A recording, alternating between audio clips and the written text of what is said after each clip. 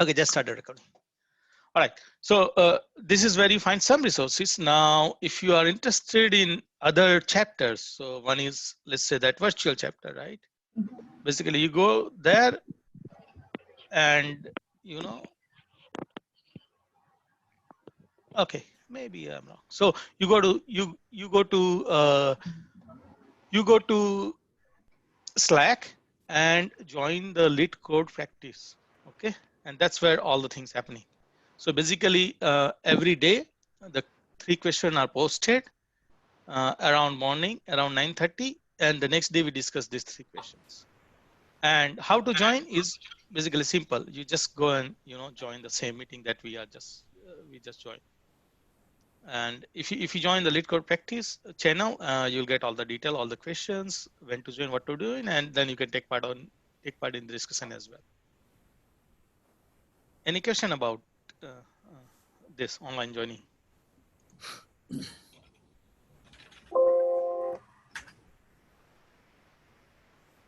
All right. Okay. So so then we can start today's session. Okay. So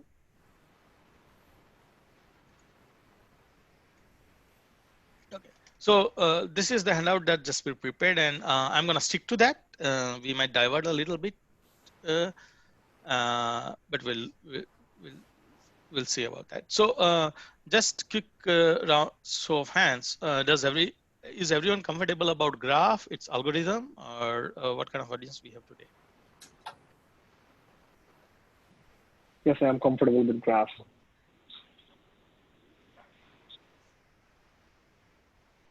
Okay. Me too. All right. So I'm seeing some hands. Yes, Yeah. we also. Yeah. All right. So so this isn't might turns out to be introductory, but we'll see if we can take some advanced question. Okay. So I'll just quickly, since everyone knows, but still I want to touch base on basics of graphs. So I'll quickly go through it. So graph, there are 2 main concepts, right? Vertex and edges. Vertex are the points basically, and the edges are basically the path that connects one point to the another, and that is what we call vertex, right? So in this case, sorry, the edges connects one vertex to another, right?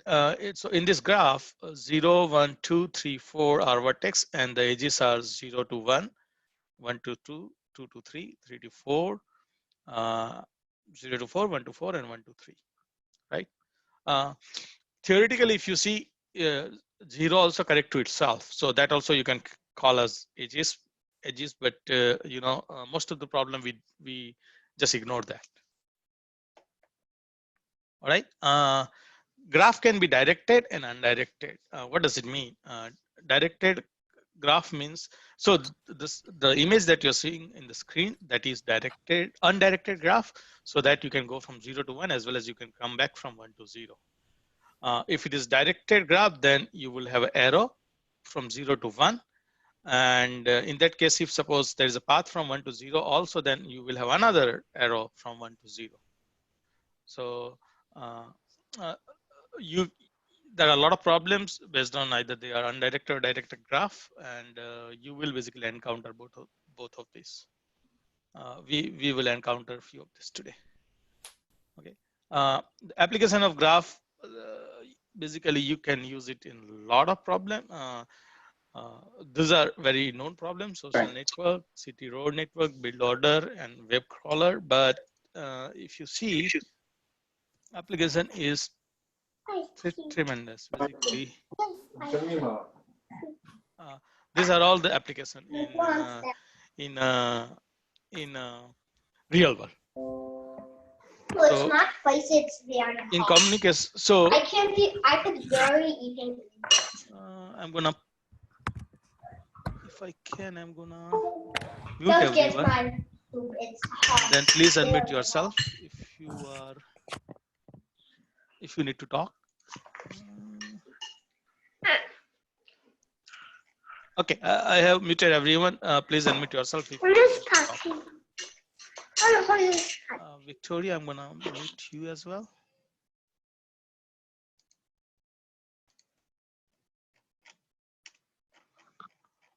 All right, thank you. So, so in case of internet, so suppose if you say that internet is a graph, then network is its vertices, vertex, and then edge is connection. But if you see the in mechanical, field, the graph vertex are joints, and then edges are the rod and beam or springs that connects to that joints. In financial industries, currency or stock is the graph, and all the transactions that happen can be edges, right? So in game, in let's say chess or in any other board game, the position of the board is a graph, and then the whatever the move you make, that can be edge. There is one interesting problem we might touch base based on this concept. So this list is pretty good. Basically, it tells that a lot of problem. Basically, when you want to solve the problem and you know that it is related to the graph, the good thing is to know how to represent that in graph, because graph is only vertex and edges, right? So the moment you decide this is my vertex and this is my edges, then you can apply standard graph algorithm and then solve these problems, right? Uh, uh, I haven't seen any standard language include the graph processing, because graph program are so diverse and very specific. Although it is used everywhere, we don't get standard library like list and sort and search and other way, other algorithms in standard language. Yes, And, excuse me. All right. So now the question comes how to represent the graph, right? Graph you can represent many ways. One way is that you basically uh, store it as a just edges. So let's say that 0 to 1 there is a edge, 0 to 2 there's a 0 to 5, 0 to 6, and this is just the list of edges, and that can be representation of your graph, and it can be just linked list or array or any whatever way you want to represent, right? It's just a list of edges. uh, Mostly I haven't seen that used a lot of places, but in some of the problem this is really useful. uh, the other way to represent is adjacency matrix, right? Basically it's a two-dimensional array where the index is the vertex, and then uh, if any cell has one, that means that array and column are connected to each other. For example, in this case, uh, 0th row and first column has one, that means there's a connection between 0 and 1, and that we can see in the graph as well, right? We see that this is used a lot in some application. The disadvantage of this is that if you have a sparse matrix, that means you have a less connection between your graph, then this becomes very inefficient. For example, if you want to store social networking, right? Not everybody is connected to everyone. So if you want to store that as adjacency matrix, it is going to take up a lot of space. So there is another way to store graph, that is in adjacency list, where basically each vertex represent to whom it is connected. So in this case, the vertex 0 is connected to 6, 2, 1, and 5. So we can say that from 0 there is a part to 6, 2, 1, and 5, and the order doesn't matter in this case, but it just says that how each are connected to uh, uh, other vertex in a graph. Okay. Which one you choose, it's all depend on the problem, but most of the practical problem, since real world graphs are sparse, we tend to use adjacency list representation, and So,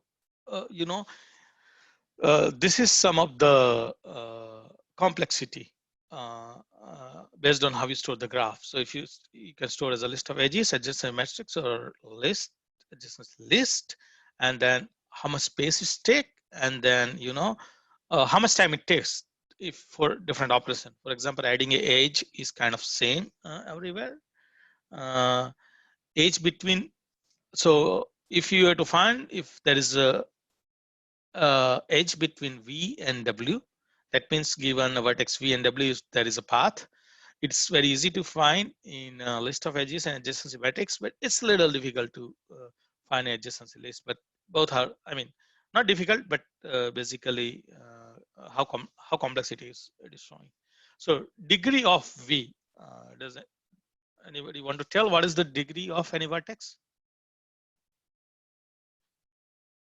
Anyone who's on the call? Number of edges from it. Yeah. So degree of vertex is called how many edges are originating from a particular vertex. Okay. Any question so far what we have discussed?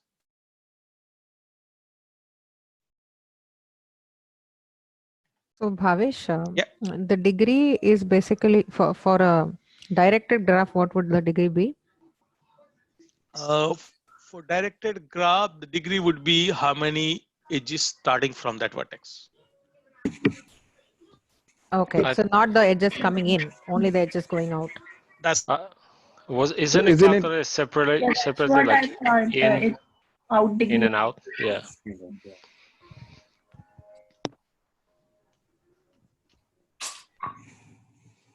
We all started at once.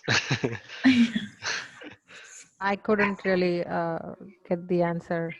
Yeah.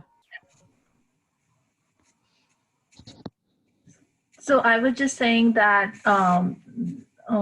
it would be a combination, right? It would be out degree plus in degree, like number of edges coming out of a node or a vertex, and also the number of edges that are, for whom that node is the destination, right? So would it include both, or that's what my understanding was, but maybe. I don't know. In other words, basically, incoming edges, number of incoming edges basically make up in degree, and number of outgoing edges make up out degree. So in directed graph, degree doesn't have any kind of meaning.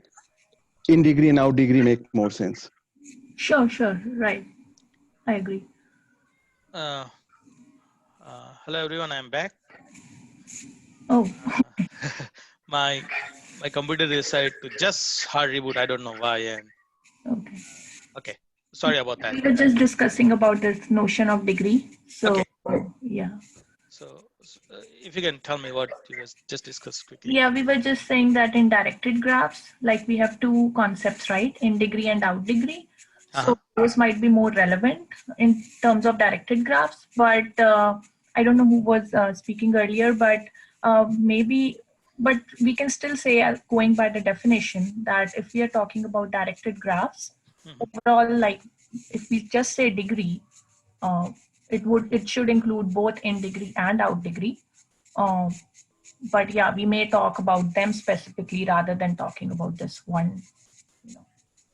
Okay. Yeah. Thank you for finding that out. Okay, I was not no problem about that. Yeah. All right. Does that answer your question? Is that Supriya who was asking that question? Yes, Bhavesh. Yeah. Okay. All right. Okay. Any other questions so far?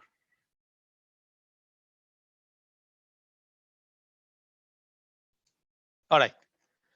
So there are normal graph traversing algorithm. We know that it's a DFS and BFS. In depth first search, I think we are well aware about this traversing algorithm in tree as well. So in depth first search, basically we start from one vertex and then keep going till we can go. So in this example, if we start from 0, we go to 1, then 2, and then 6, and then from 6 we go to 4, 5, and 3. And then if we can't go any further, we basically retract back, right? So this is depth first search. In breadth first search, basically from every vertex we go to the next whatever we can reach. So in this case we reach to 5, 1 and 2, and then from 2, basically from those vertex we can go one more distance and then try to reach all other vertex that we can go, and both has its own application in graph algorithm.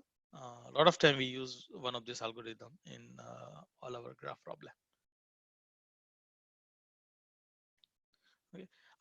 So I have used some screenshot, and if anyone is wondering from where I got it, I just want to share that resources. Those are really nice resource. So this is from the course from Coursera. If you're not aware, there are two courses, Algorithms 1 and Algorithms 2. Both are done by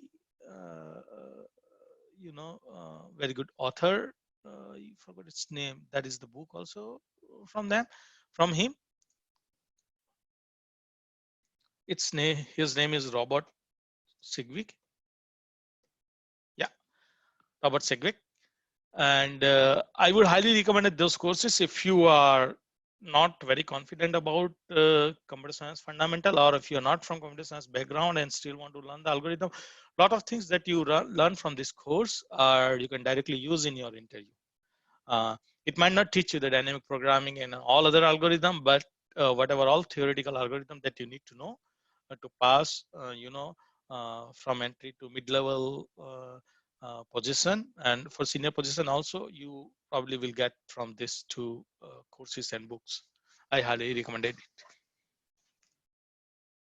Okay, so now let's move forward to the question that we have decided to talk today. Okay, so this question is really simple actually. So here we want to find the shortest path in maze. Basically, so given a maze, right, that is represented as ones and zeros. Basically, we want to find out starting from this one in the left top. What is the shortest path to reach the one that is below the last blue color, right? So anyone want to speak about it, how we can solve this problem? If you know graph algorithm, I think you should you must using Dijkstra's algorithm. Dijkstra's algorithm, okay. Sure. So do anybody want to share the screen and try to write code for this, or I should go ahead? We normally in person session we do whiteboarding. It's not possible here, but they can always share the screen and write on the screen and talk about it if somebody want to practice. Maybe I can share my screen, but I'm not confident. That's fine. If you are okay. Yeah. Okay. Okay. I'm gonna share my screen.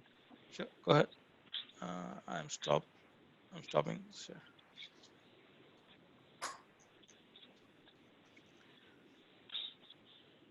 So can you send us the link of the maze? Oh yeah, sure. Why not?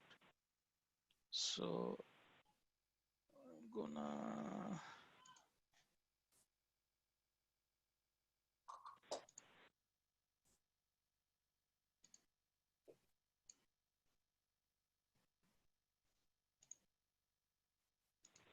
Or maybe that's okay. I guess. So using Dijkstra's algorithm, I know. Okay, I put in the chat if you want, if you need okay. it. Right. Now, I just want to know. I want to understand the problem. So it's the combination of zeros and ones, right? Yeah. So zeros and ones. So I can only walk in my wherever I have a one, isn't it? Or is it one is a wall? Okay. So Yeah, I think 1 is where you can walk, and maybe let's consider 0 as a walk. Okay. right. So 1 is open path, 0 is a closed path. Okay.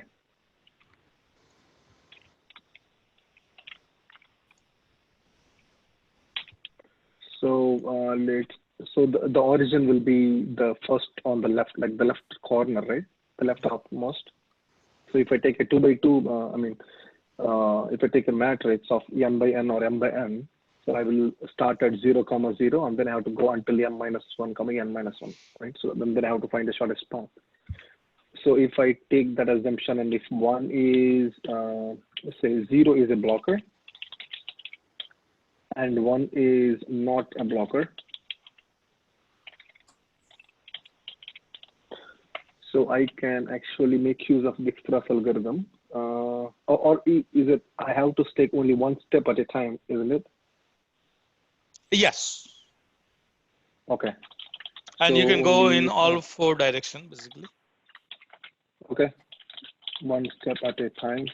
And then I can go all 4 directions.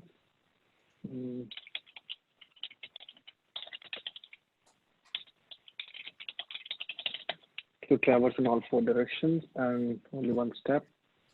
Okay, I have a 1 as a non-blocker, 0 as a blocker.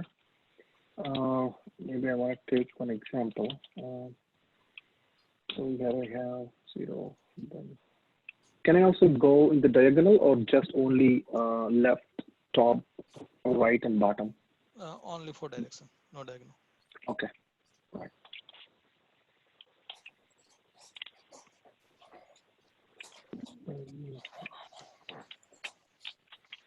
So in this way, from here, if I start from here, so I can go in all 4 directions. That makes me think that I can add all the adjacent into my queue, and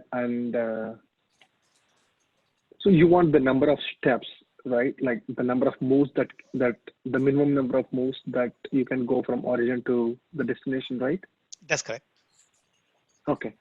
So that makes me think that, let's say, if I take a queue, and I mean, obviously, I have to add my 0, 0, my origin, and in my queue, when I have to add all the 4 directions, there are no blockers, which means I have to add all the indices, which are 1s in my all 4 directions and which are not visited. So that makes me think I have to maintain a visited, maybe a set. I have to maintain a visited, I guess. Maybe this can be a pair. I have to maintain a visited because I don't want to end up in going loop. So I want to do this and then add all 4 directions, which are 1 and not visited, to my queue. That's my other condition. And whenever I reach my end, I can return the moves. So maybe I can actually, I think if everything is clear, maybe I can go ahead and start coding, I guess. Maybe let's see. So just to return me the moves. So I'm gonna call. Can I ask a question here before we start coding? So like here we say we add all the possible paths to right. So for any path which is like a blocker, right? How do we? So one thing is we just don't add it to the queue, or is it something that we are going to take care of when we start processing the queue? Exactly right. So let's say from here, let's say you reached 1, right, and you cannot add anything because since it is surrounded by all blockers, and you cannot go anywhere, you can return -1. So there is no shortest move that you can make to go further. Okay. So that would be another way of saying backtracking. So in this case, we are doing the first search that will going to give us the shortest path. Right. Yes. That's what this is as well. You are actually doing a BFS. Oh, okay. I'm mixing up the two. Sorry. Yeah. Go. Yeah. So you are actually doing a BFS in here. But you'll make sure that whenever you reach the destination, you will break your queue right there. Like just return the answer, right? Right. Okay. You won't land into that situation that I was talking about because it's BFS. Backtracking, I don't know. Backtracking, you can do it. Backtracking won't going to give us the best optimized answer. Exactly. So, Right. So backtracking would be kind of depth first search, right? Yes. Yeah. Yeah, exactly. You're right. Yeah. Thanks. So get shortest moves. This will take, let's say, if I have a m by n matrix, so I'm gonna call it as a board. So first thing first, I will handle my base cases, right? So if my board is null or no, board dot length is 0. So will this always be a a square matrix, or it can be a m by n as well? M by n we can take. Okay, right. So if that's the case, then Bhuvesh, how about if there is no way that you can reach that destination? Do you think I can return -1, or do you need any integer dot max value? No, -1 is fine. Okay, so if the board is null or length is 0, do you want me to return to -1 as well? That's fine. Yeah. Okay. So so here I'm making use of a queue. Before that, I have to add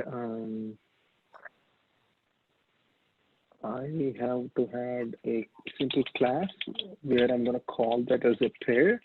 I know there is some default class in Java that I can use. So when we get the shortest moves, do we get the path or we get the the sum? What do we get?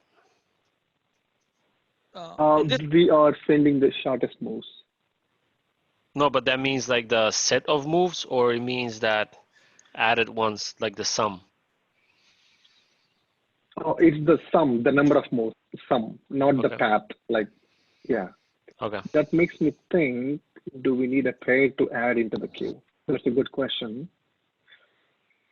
I'm going to start with, adding a pair. A pair is like, the coordinates x comma y to the queue. Okay, maybe let me start with this, and if you have any question.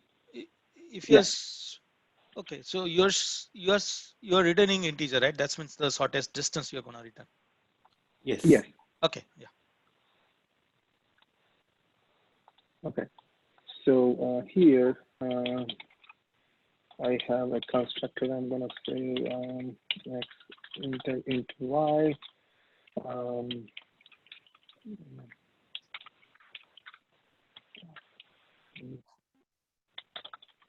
And here I have this dot x is equal to x, and this dot y is equal to y. This is horrible.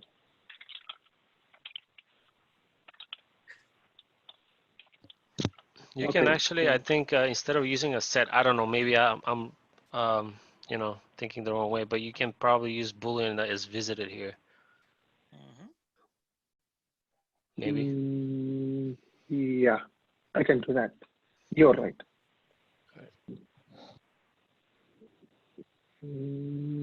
No, we need pair. We need this pair to add to the queue, and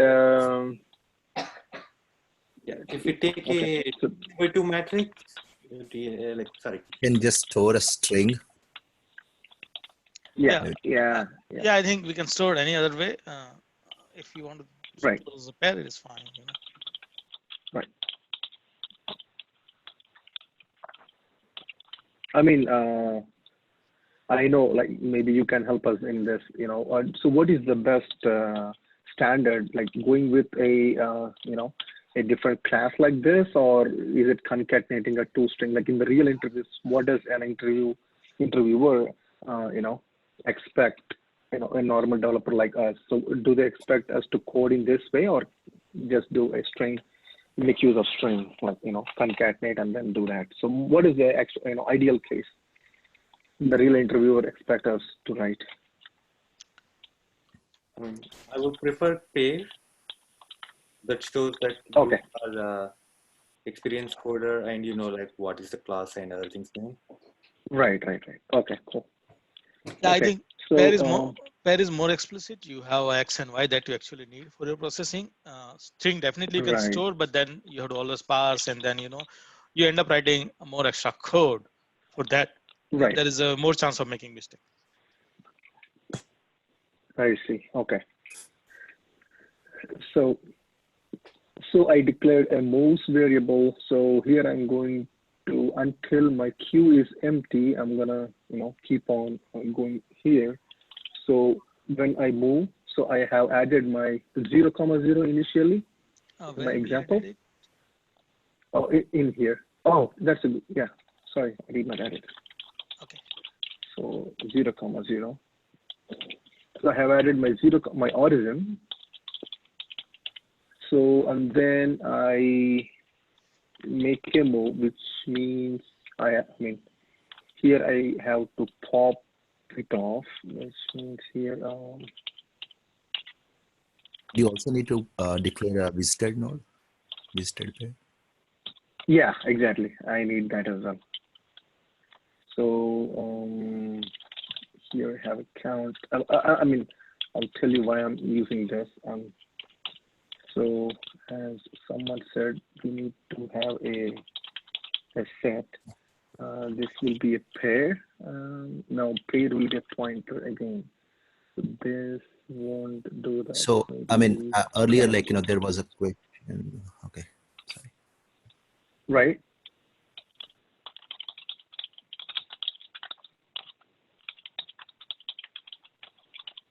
Right. So here, again, I have to add the first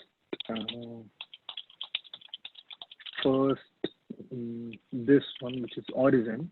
So for this, I'm going to do like this. Some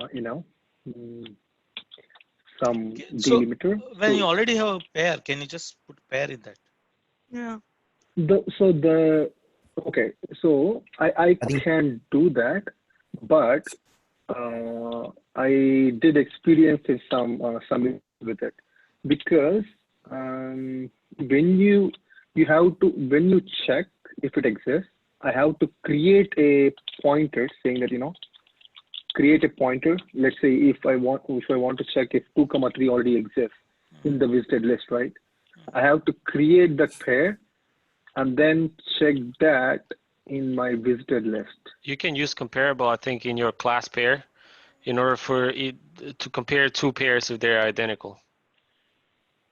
I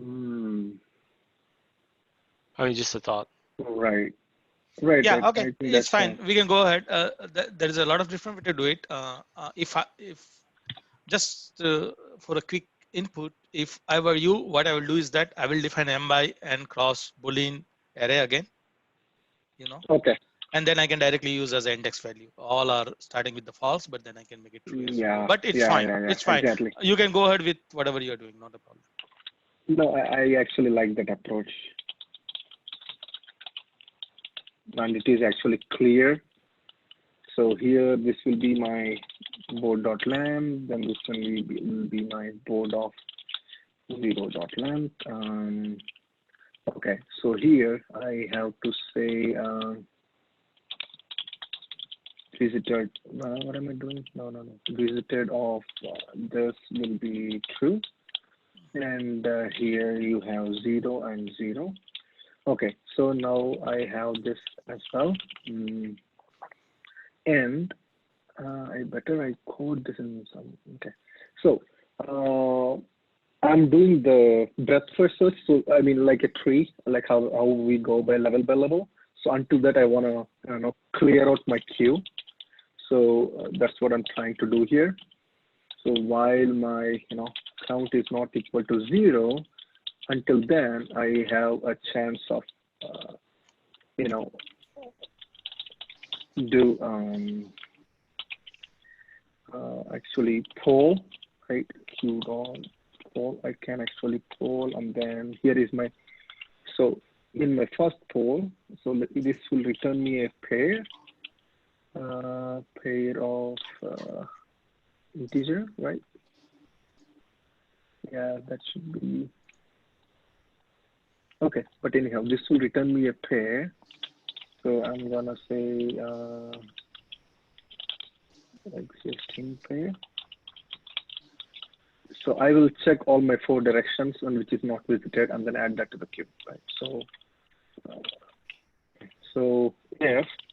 if this is not visited, which means no. I have to add everything from this pair, which means go 4 directions from this coordinates, right? And add it to queue if not visited. So what I'm gonna do, maybe I will. Okay, here it So is. do you want So to take source point and destination point in your input? do I need to? Because I'm going to write one method here. So in that method, add or add adjacent, right? So this is a method that I'm trying to create where I will pass the existing pair, and then I'm gonna pass my queue. You know what I mean? So this will take care of everything. But before I do this, right after I poll, if this existing So pair is I my think destination. I think my point was that get shortest move. So what is source and destination here? The source, or the source will be 0, 0. The destination will be m minus 1, the last one, the rightmost corner. So according to so the you question, are that's taking what. Okay, that assumption. Okay, fine. Right. That's what Bhuvesh told me. So that's why I went with that. Okay, I have a comment for that, but we'll discuss that. Right now, we are going from top to bottom. Yes. Okay. So I will check if this pair is like the existing pair, if this is my destination, which means if this pair dot, how can I check it? So I have X and Y, okay, which means existing pair X dot X is equal to the last one, which is M, right? I mean, okay, I think I should maintain some M and N actually. Okay. Okay, this will be in my M and this will be in my N. So if this is my M minus 1 and existing pair dot Y is N minus 1, then I found my shortest move. Or I mean, I reached my destination. I'm going to return my moves here, right?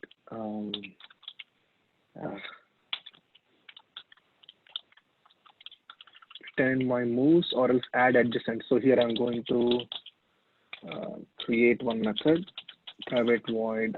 This will take all the adjacent coordinates from that specific pair, which means pair,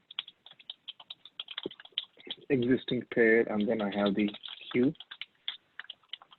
pair. Okay.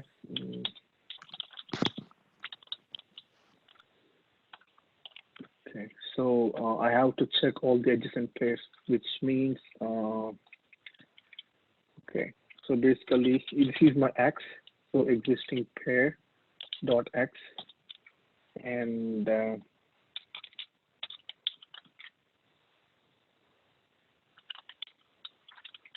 And then here I have, oh man, int y is equal to existing pair dot y. So I have both x and y coordinates. So I can do x plus 1, x minus 1, which means if, right, I will check if whenever I do x plus 1, if it is x plus 1 is, if my x plus 1 is and y plus 1, which means I'm going to the next row. Oh, this is a diagonal. No, I can't go like this. Okay, let's do this. If x plus 1 is less than, oh, I have to pass m and n as well, which means maybe let's pass board. Right, so I will pass the board as well, which means, okay, if this is board dot length, which means I'm going to the next next row, then I have to add this to the queue. And this is not visited, which means I have to pass visited as well. That's a good one. Okay. Copy, I have to pass visited.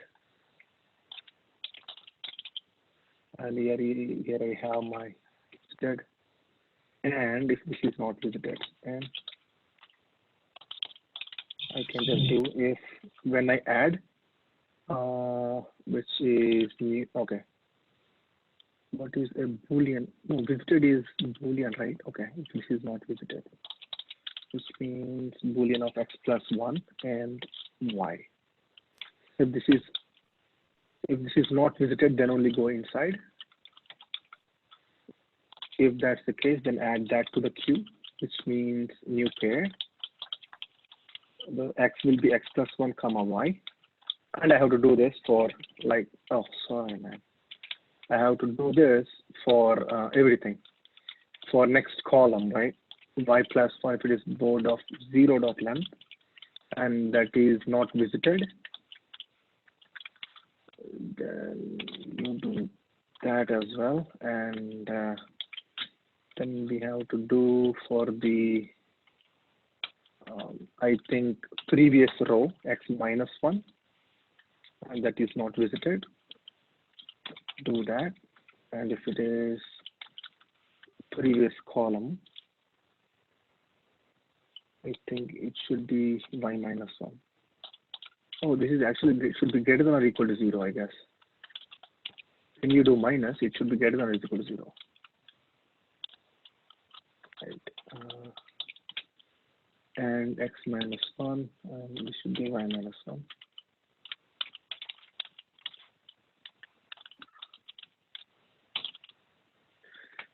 Next. Yeah, I think this is, once everything is done, then simply return. Okay, so once, okay, you add everything to the queue, then go, and once you come out of this while loop, while count minus minus, okay. I mean, yeah, I think it's once you come out of the while loop, here you can simply, return the moves. Yes, this may work properly. So what I'm trying to do is I started at 0, 0, which means I added that to the origin. I have a visited, and then I added that to the visited. Oh, I think I have to add everything that I did. Visit. Actually, I'm not adding that. Okay. I think moves is also, we are updating moves on every pop from the queue, right? I think yes. That is not a no. Not every pop from the queue. We should not do that, right? Yeah. See, when are you actually popping? If the count is not equal to 0, that's when you are actually polling. But your moves plus is happening, before that. Oh, there are 2 whiles. Okay, sorry, got it. Thank you. Right? Yeah, 2 whiles. Sorry. So I have to add this actually, and this will be. Should be true. Bhuvan, I'm almost done. I'm so sorry. I'm taking a long time.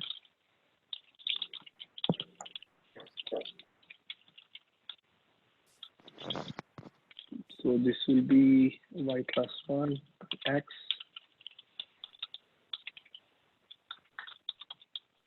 This should be x minus 1.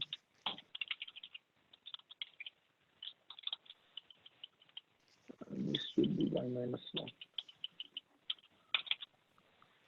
Yeah, I guess this should work. You're already checking for if Q in the while loop. You have 2 while loops, right? You're already checking for if Q is not empty. Then is it again required to check if the count in the Q is not 0? Yeah, it's simply like a BFS, right? So okay, let's take an example. Okay, so if you start from here, let me take a pointer. Okay, so you are at 0, 0. I added this to the queue. You will add all the 4 directions to the queue, which means you will add this. You will add this condition. Okay, so let's say, oh no, this is a diagonal, so we won't add this. Okay, I'll take that back. Okay. Okay, so you will add only this one, and you will go that way, right? Which means after, so right now the queue size is 1. When you add the origin, the queue size is 1. So until the queue size is 0, you will keep on, popping off all the elements. So the first, in the first go, you have only the origin. And when you do count is not equal to 0, count minus minus.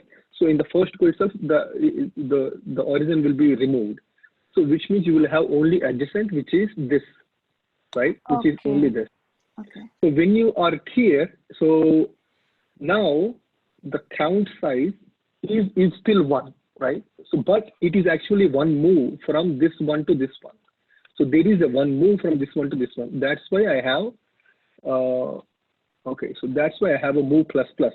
Whenever I move, then only I'm making move plus plus. Until that, you keep on like deleting the popping off the elements. But you can reach this one at the earliest stage, right? Like simple Dijkstra's algorithm, right? You may reach at the earliest possible ways. That's why I'm doing that until count minus minus. You can simply delete all the elements and then add the adjacent pairs. And whenever you add it, right, or whenever you throw, and if you see that's the end of it, like that's the destination, you can just remove, return moves, or else like simply return -1. Okay. And if let's say, if, I think you asked that question, right? So let's say if you were wherever you are, and if your 4 directions are all walls, if all zeros, right, your queue will be empty. So it will, which means it will come out of it, and then you will return -1. So where is that check whether basically a point in matrix is having 0 value or 1 value? Okay, that's a good catch. 0 value or null value? So basically, 1. the point is, if it is a 0, you can't go, right? If it is a 1, then only you can go. I think we can do that in add adjacent coordinates. Yeah. Oh. He has done in that add adjacent coordinates, right? The visited is not. Oh no, actually I missed. That's a good question. I think I missed that point. Yeah. Thanks for that. I think I should add that, which means this should be board of this should be equal to 1, then only add it. Yeah, that's it. Right? Which means, okay, I think I should add this like right after here, and right, this should be x plus 1. If this is this is 1, then only you add it. Yeah, good catch, man. Thank you. I think I missed the base case. And this should be y plus 1. And should be x minus 1. This should be minus 1. Does it make sense, or does it make sense, Bhuvesh? Or Do you see any issues with this? Yeah, I think I had this only one comment. About on the edges, let's say we start with 0, right? Adjacent coordinates for when it's tried to check. Let's say go to the add adjacent coordinates, and when it checks for if not visited, for example, x minus 1, when x is going to be 0. Oh, okay, you check first Okay. if it's greater than or equal to 0. That's the one that actually prevents it from going left. Yeah. Yes. Okay. Got it. How about the maximum? What if x is more than? Or are you just going down? Oh, okay. Yeah, I get it. I'm I get also it. having that check, remember? Yeah, I get it. I This get is it. my Yep. check. See it. Thanks. Okay. I think according to me, this code will work. Does anybody have another question on this code? I have a few comments, but before that, I would like to see if anyone else have any question or comment on this code. I don't think this will guarantee minimum steps because it's just returning the moves. It's not returning the Yes. minimum So step. okay, I saw. So here is the thing, right? So initially, when we started discussion, by the way, anybody want to answer that? The question is, this doesn't guaranteed shortest path because we are just simply doing BFS and we are just returning the move. So this is a BFS. So BFS will try to expand in number of moves, what are all cells we can reach, what are all points we can reach. So once we reach the destination point, it would be the minimum moves. That will be the minimum moves, right? Don't you think this is So I think we need to do like a level order traversal here. That will give us. Yeah, so I think we are doing level order traversals. My answer to this question is this, okay? So this is not exactly Dijkstra, okay? And the reason is that because the graph problem we solve with Dijkstra is a weighted graph. Yes. And this is unweighted graph if you look at that way, right? Oh, yeah. That means when we go from one point to the another point, cost is same. If you go through left, right, top, bottom, it doesn't matter. So in that case, right. whether we go to left, right, top and bottom, it doesn't matter to us. Okay. And that's why in this problem, just doing level order traversal or BFS in this case, in the graph, we call it BFS because there's no level. Yes. So we are still getting the shortest distance. And this is not exactly Dijkstra because Dijkstra is for weighted graph. Yeah, it's for weighted. Yeah. Is it clear enough or still we have question on that? But I still have one question. So does this code will, I think this code will find the shortest path. Am I right or wrong? This code will find the shortest path for the given problem. Okay. One more but thing this is not exactly a Dijkstra because we are not. It's not a weighted graph. It's not a weighted graph. Yes, Dijkstra has something else to look at. Right. Yeah, one more thing I have just an observation. Why do we have to go to the top in the directions, in the 4 directions? We can go only 3 directions, right? Left, right, and bottom. So you never know where the source has been given, right?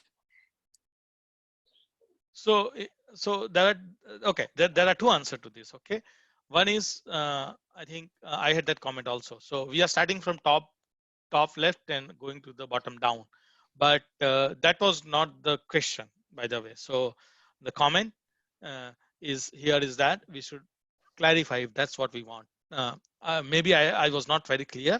I just said the question and started talking, but it was not the point. Even if the sample we see in the question, it basically start from top left, but it stopped in between somewhere. So the question was not starting from left top and go to the bottom right corner. The question is starting point is given and ending point is given, and that point can be anywhere.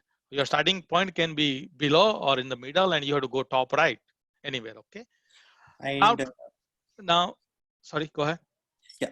The other point is like if there are blockages in terms of going down, Yeah. then So in the that, case we need to go up and down. The yes, connecting needs to be there. yes, yeah. So that is the answer to the question where we say that why we can't just go right and down, right? So you know, there is a blockage. Suppose you have to go around and go top and come. I mean, can you share the original question? Can you share that screen? You were showing that right just now. Right. The link. Yeah, this one, right? Right. So in this example, let me see from where to where we go. Yeah. So suppose we have to go from third row and yes, from let's say third row, and then fourth from the last column, right? No, fourth from the last. So okay, can you take the access? Let me give you the access. Yeah. How can I find you? That's fine. I can. I mean, I can. I can. Bhavesh, Yeah. I think we can like open a paint or something, and then you can just draw that one picture where you go down and go up and something like that. Yeah. It's Okay. Yeah. What I'm gonna do is that I'm gonna share the screen. Okay. Okay, Or yeah. oh, Let me stop now. I have control. That's fine. That's fine then. Yeah.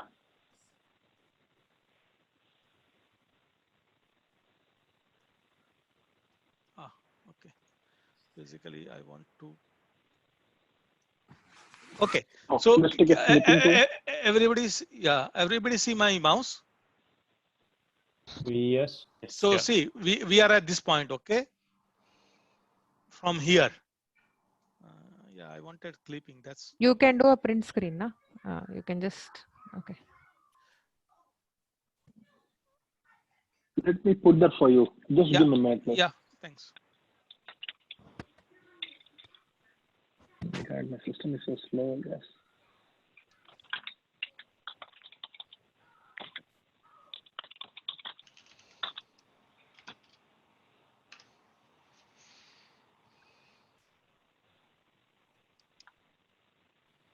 Yeah. You want that here, right? Yeah. Anyway, there you go. that's fine. Yeah. Thank you. Oh. Okay. So see, we want to start from here, right? Okay. And our goal is to reach here. Okay.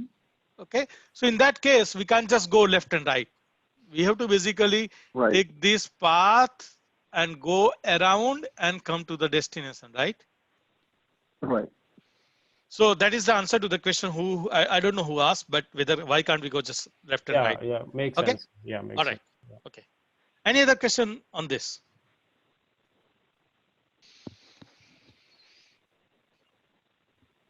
Okay. Looks like we are clear, right? So thank you for explaining this. I think you did a wonderful job. Just one comment is that we have to clarify whether we want to start from left, right, or bottom left. So we have to clarify and reiterate the question in real interview. Okay, this is fine. Right now, what we did. Yes. Thank you, Bhavesh. Yeah. All right. Okay. So let's move to the second question. And Sai, probably it's a Sai, Let right? me stop my screen. Yeah. No. Yes, We can use your code. Basically, I'm gonna. Okay. The question because it's related to the same code, So we don't have to go through everything. But the second question is basically.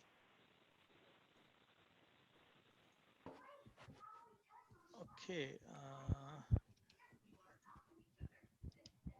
I put in the chat. Can you please open? Sorry. Did you get that? Yeah. Okay.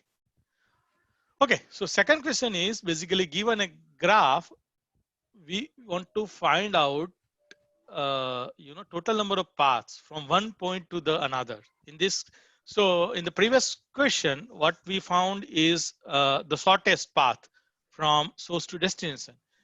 In this question, what we want to find out is that total number of paths having exactly m edges. That means it is apart m distance from source to destination, right? So in this example, see from the source is 0 and destination is 3, then and m is 4. So how you can go in 4 hops from 0 to 3, right? That's what we want to find out. So there are, I mean, all the option that is given 0 to 1 to 5 to 3, we can read that, right? These are the 3 ways you can go from 0 to 3. So any question about question?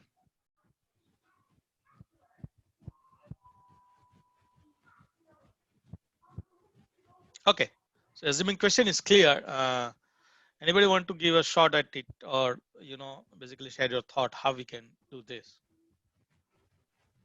So the output should be the integer, or we have to print the complete paths No, from I think origin to destination. again in this case it is integer, so total number of paths. Okay.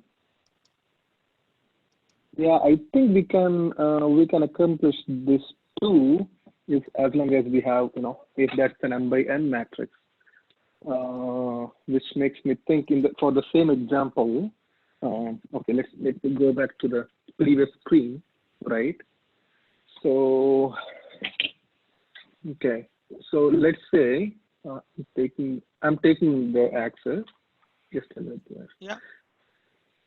So okay, so maybe let's say if I take the example, I have to go from here to here, right? I will try to calculate how many ways. Okay, let's say if I'm right here, right? Let me clear everything. So if I am here, I will calculate how many ways, like how many moves, or like, yes, how many ways that I can come to this point from the source, right? From the source, which means I can come this way, right? I can start here and then which means like I can come like this, right? This is one way. You know what I mean? Yeah. So from here, I can go here and then I can come here.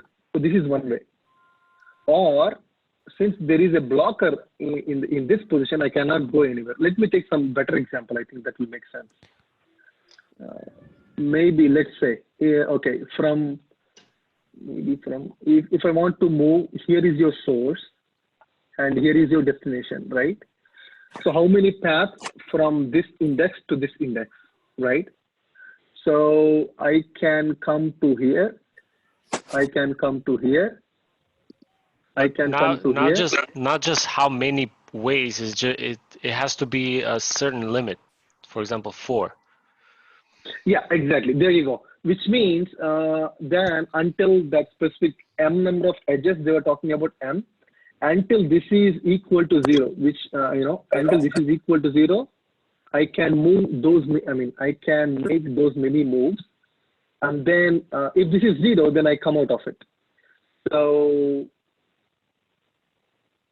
if that makes sense, like what I'm trying to say, I will try to calculate if I want to reach this index, how many ways that I can get from the source, right? So I can come like this or like this, which means at here I have 2 possibilities. So and then let's say if this is the index, right? So which means from here I can come like this, I can come like this, which means I will try to calculate. So I already have 2, and then I mean if that number of edges is not equal to, I will try to use the same meter to actually calculate the number of ways that I can reach the index, if that makes sense. Or I don't know if I confused everyone. So does it make sense, Bhuvesh? Yes. So what we want is that exactly that many steps we want. It's not lower than that. Okay. So oh, okay. Can we see the problem again? Yeah. Can you share the problem again? Yeah. I mean, I think easier way to explain, I think, is every time we go to the adjacent nodes to decrease the max until we get to 0, and then compare if that's the target one, and then just increase the count Yeah, of, right. okay, Mm. of routes. Okay.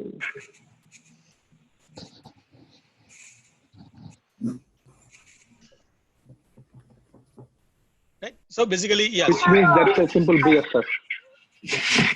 It's a simple BFS, but Okay. still we don't have concrete solution, right? We know that okay, every time we go, basically we increase it, right? Now that way we will reach number 4, right? Okay. Sorry, number 3. So if we apply the same algorithm what we have right now, right, will we get the answer? Right. No, not with the. You mean with the previous question? If we apply the same logic with the previous question, right? Yeah.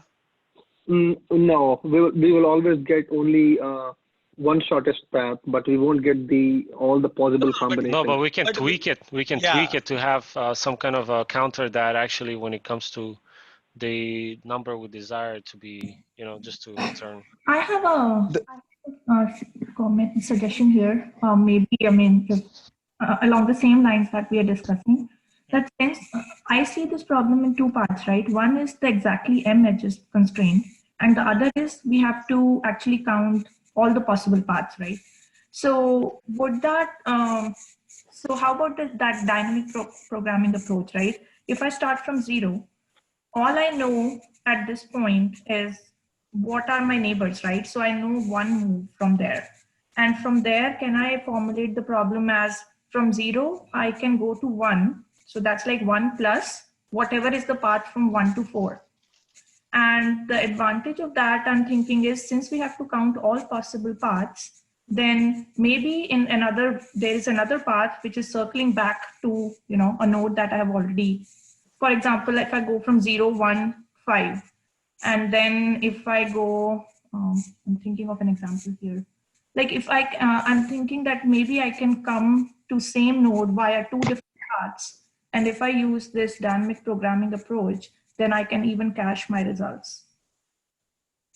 I think we can use the dynamic programming, but we need to keep the count of how many steps we travel when we reach. Right. But that way we'll be calculating, right? If I, for example, once I know that from 2 to 4, I can get in 2 hops, then anytime if I get land in 2 via any other path, then I have that result computed.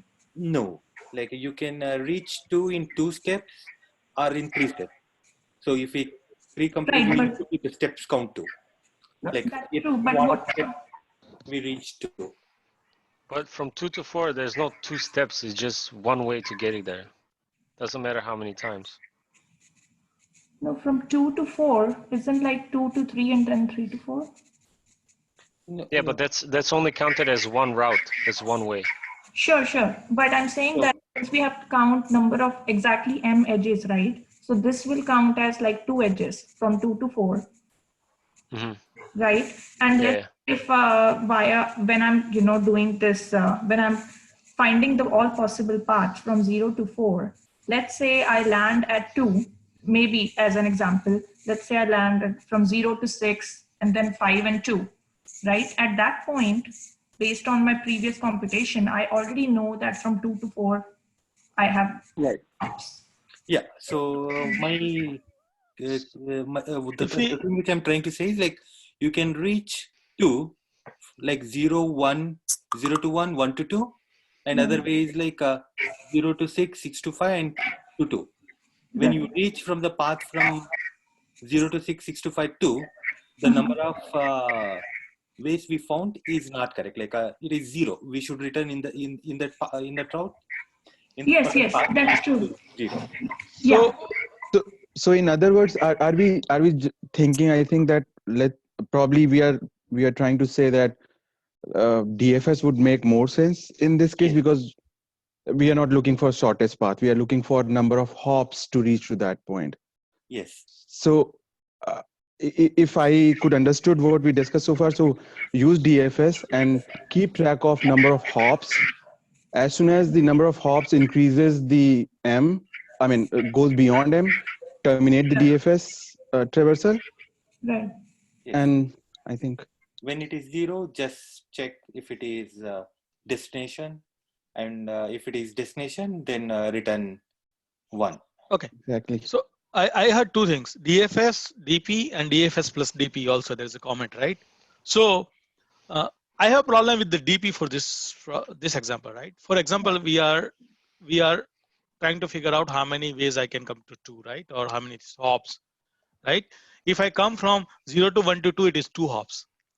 If I come from 0 to 1 to 6 to 5 to 2, it is 4 hops. If I come from 0 to 6 to 5 to 2, it is a different, right? So if we are doing DP and we say that at vertex 2, how many ways I can come, it depends on what route I take. So if we are saying DP, do we want to store saying that, oh, if I came from 0 to 1 to 2 at the 2, because when we say DP and we say that we want to memorize, right? What we want to memorize? We want to memorize at each vertex how many ways I can come or how many hops I can come in. So maybe So we since can this is a DFS, so when you go from 0 to 1, 1 to 2, and 2 to 3, so while returning back, you update your DP saying like at vertex 2 to reach 3, I need like 1 step.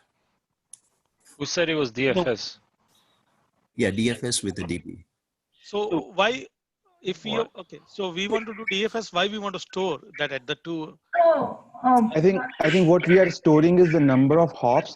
So when we go from 2 to 3, let's say number of hops are 1. When we reach to 3, number of hops are like 3, but M was 3, so now we don't want to go beyond it. So okay, come back to 2 and reduce your number of hops to 2, and then look for some other paths. I think that's. But how does it make that dynamic programming? They're just a counter decreasing.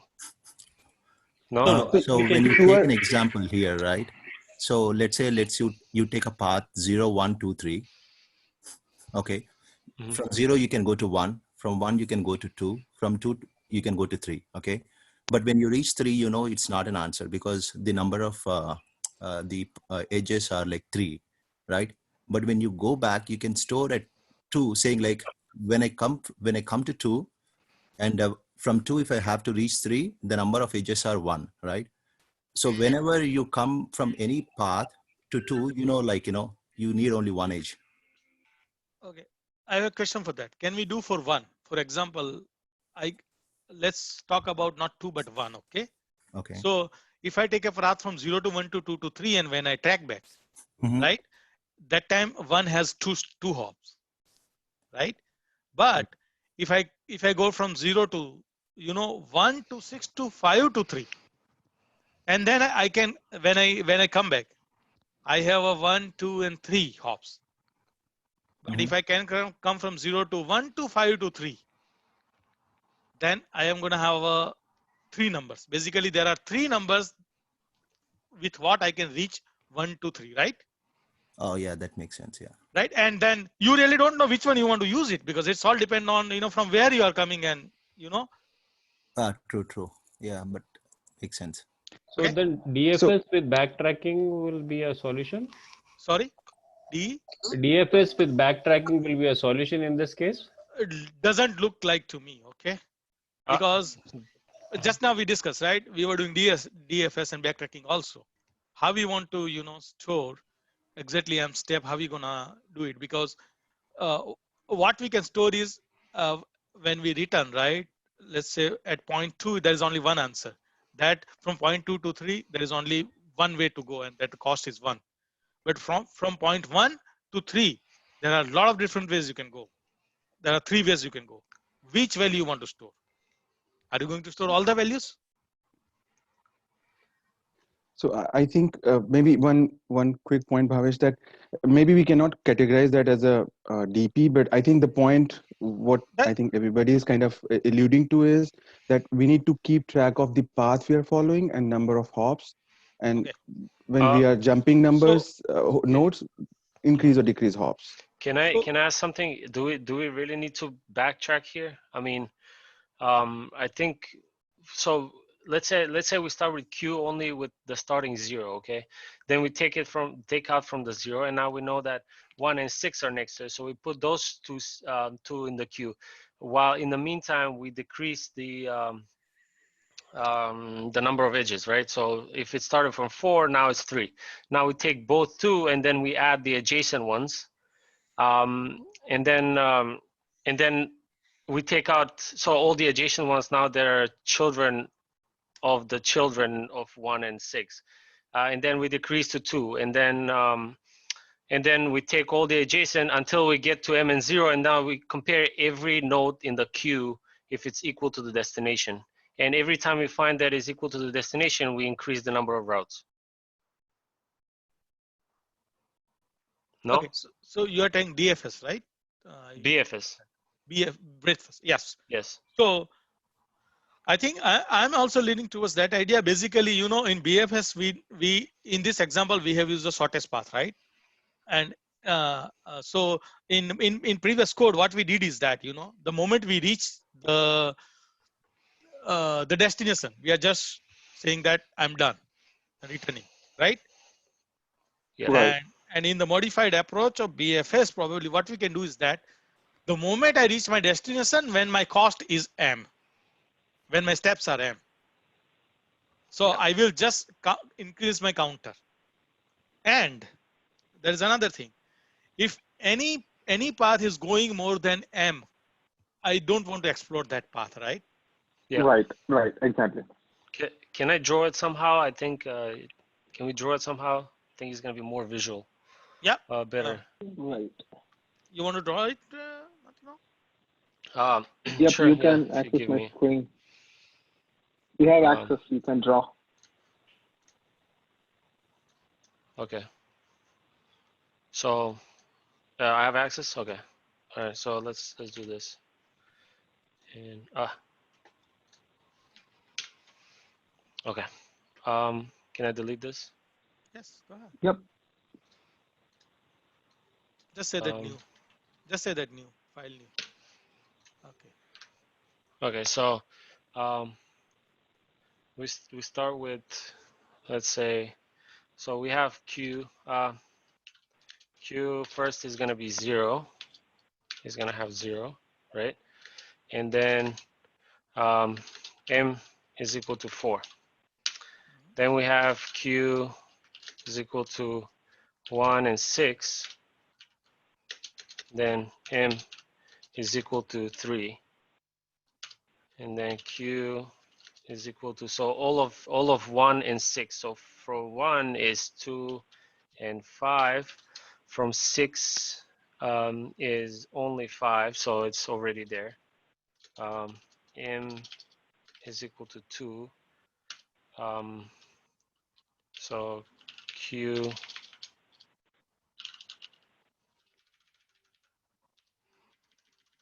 now is from 2 and 5 is 3 and 4. Now M is equal to 1. And now we have 4 steps. Actually, that's already 4. So here in this level, we actually compare. Now from 3.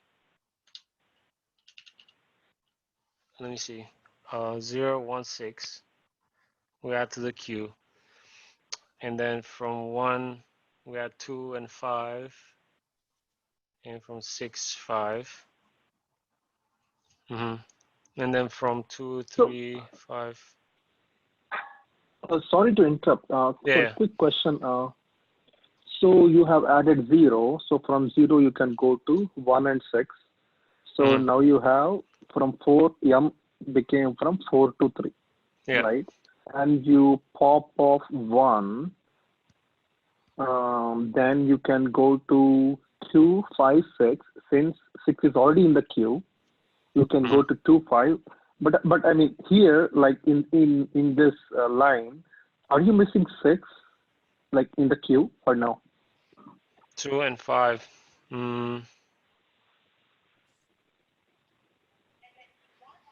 Let me see. So 1, 2, 5, and 6. Yeah. Yeah. Right? Mm-hmm. Okay. Yeah. So you are missing 6. Okay. Okay, and then 6 goes to 5. So I'm missing here 5. Okay, so Okay. for each one of them now is gonna Right. be 2 goes to 3. 3 Yeah, 2 goes goes to to 3. 3 goes to 4. 4 is 4, so nowhere. And then 5 goes to 4. So I 5 mean, goes to, I mean, you already reaching 3, right? You don't need to again, because 3 is your destination. yeah. Oh, okay, yeah, 3. I was considering 4. I'm sorry. So yeah. Okay. So now the queue, in the queue we compare. Mm-hmm.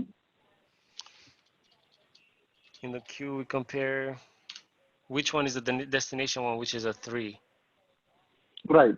So what you can do, whatever you pop off from the queue, yours m will be 0. If m is 0, and whatever you pop off, if you can reach the destination, then you can add that to something or increase the counter. Okay, And that will be the number of ways, right? yeah, that's true. Yeah. Okay, so every time we saw 3, we actually increased the counter. That's what I was missing. Correct? 2. So from 2 to 3 is 1, and then we had from 5 to 3 is 2. So there's two ways. No, it's not 2 ways. It's 3 ways. So 0, 1, 2, 3. Actually, 0, 1, 5, 3. 3. You have 1 and 6. And I think this You is like, have, we can go from 6 to 5 and to 3, right? So some way we have to account for that it's not a direct path, but it goes to 5, and we have already accounted that from 5 to 3 there is a route. but I mean, one more thing is you can't go from 2, because if you go from 2, I mean, in this case, right, you can't go like 0, 1, 2, and then 3. You cannot go that because m will be, right? You still left with m is equal to 1. Hello. So we are missing. Go ahead. We are missing one very important point here. Okay. So if you see the example and the answer that is given, right? See, we are considering 1 2 times, 0 to 1 to 5, 0 to 1 to 6, and 0 to 6. So the first assumption that we made, saying that, oh, since 6 is already in the queue when we came from 1, and when we can directly go from 0, and we say the 6 is already in the queue, I'm going to discard. That is what causing the problem. If you see the answer, right, what we are doing, 0 to 1 to 5 to 3, right? 0 to 1 to 6 to 5 to 3. And 0 to 6 also directly we are going. Then 5 to 2 to 3. So how many time we encounter 6, we are basically considering it. The things what we did in right now, we are saying, so we exactly try to apply the same algorithm what we have before, right?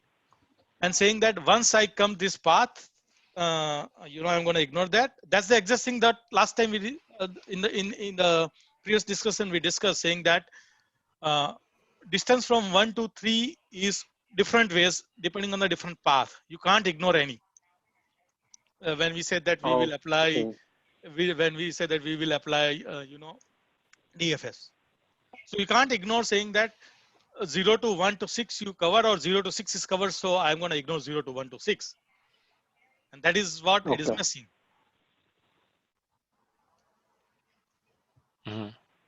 Right? So in this case, basically, yeah, that's true. What it looks like, we have to explore, keep exploring all paths. So we have to forget about visiting, first thing. Right? And the another modification is that when I come from 0 to 1 to 6, so here we are maintaining cost globally. That is not going to work,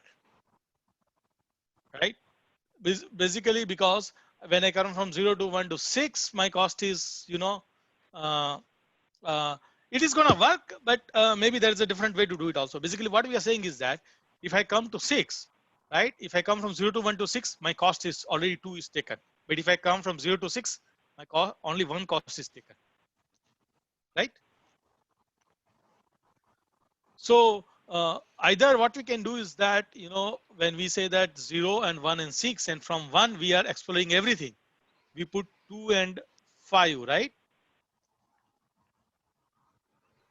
We put 2 and 5 and 6, right? Yeah. And then from 2 we are going to 3, so that is 1. And from 5 we are going to 3, right? That is 2 count. And from 6 we are going to 5. Right now, so what we can do is that if we can associate the cost with the item in the queue, then it will become very easy. For example, when I put a 0 in the queue, I say that the cost is still pending is 4, right? So can we try writing that in the same queue? So Bhavish, can you explain the cost yes, again? What yes, is the yeah, cost? yeah. So cost in a sense hops, right?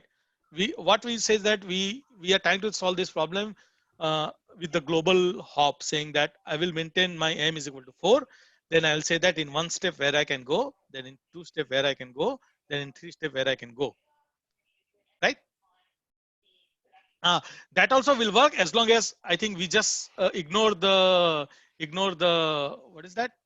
We just ignore the visited concept. So can we try to solve this problem without visited concept? The same way, whatever we return Q0 m equal to 4, then Q1 6, right? Yeah.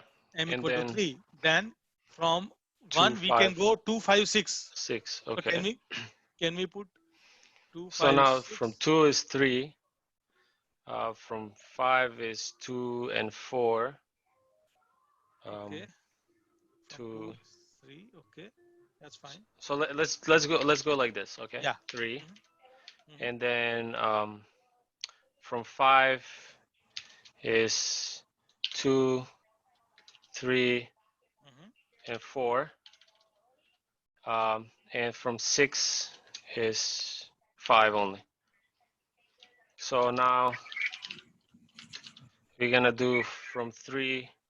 3 is We 3. also need another 5 in Third row, in row 3. Oh yeah, I'm missing 3. Yeah, that's true. I'm missing 3. No, in a row 3, you need to add one more 5. Where, over here? Okay, can No, somebody take a row 3. this So one? Oh yeah, hold on. yeah, see, and imagine Because why you from have to 1, edit. See, what we yeah, are doing because is that, yeah, exactly. from Okay, I 1 see we it. can reach 2, 5 and 6. Exactly. And from 6 also we can reach 5. So there should be 2, 5. Exactly. So like this, right? Yeah. Now I think And you don't have, yeah. So yeah, that is now your we answer. count the number of 3s that are inside. Yeah. So from now when we explore 2, 5, 5, 6, and how many times we encountered, our destination where m equal to 1, that is our answer, right? Yeah. Okay. Yeah. So is that clear? Yep, absolutely clear.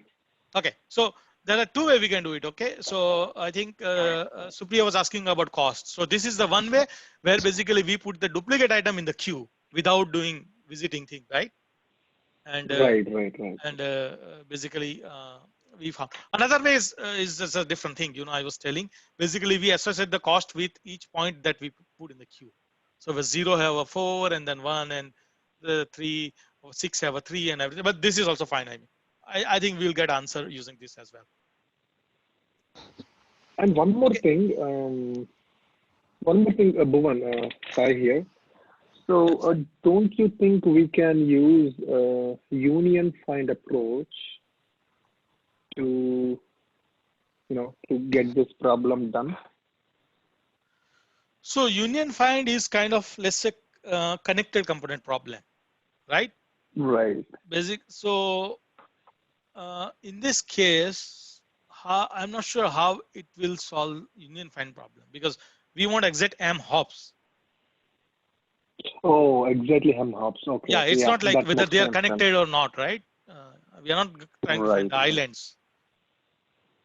Right. Okay. Yeah. Yeah, that makes sense. All right. I think we know now how to solve it.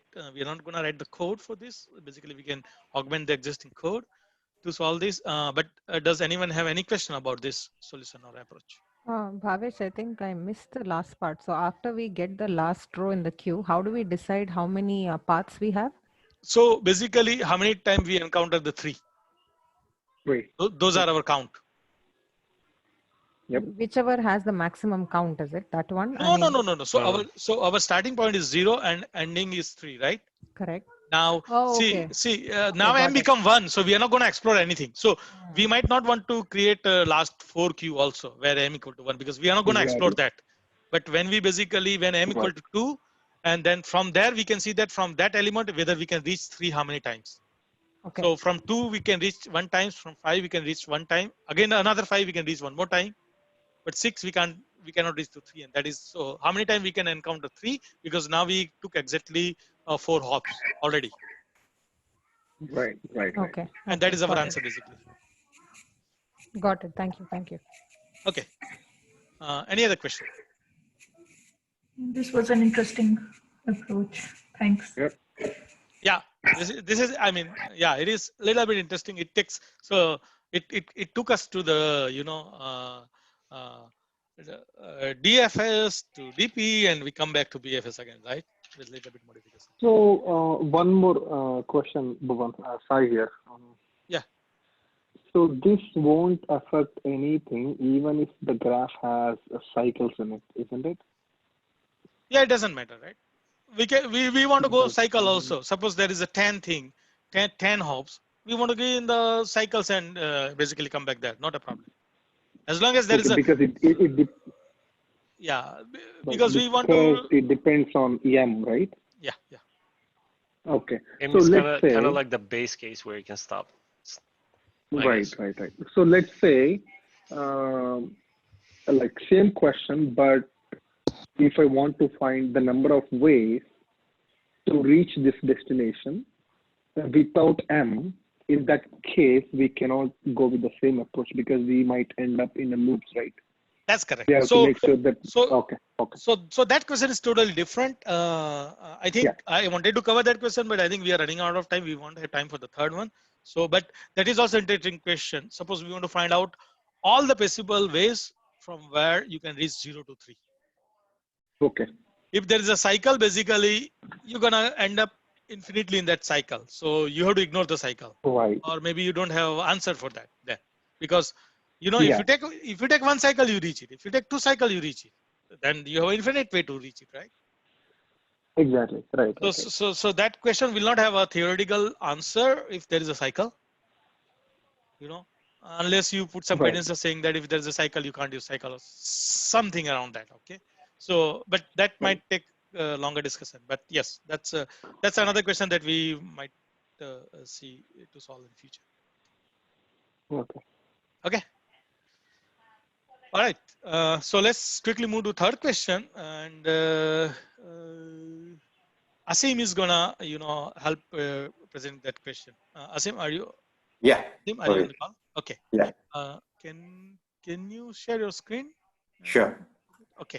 Let me stop mine. Yeah. All right. Thank you. So I will first start with the whiteboard. Yeah. Is this the whiteboard of Zoom? Yeah.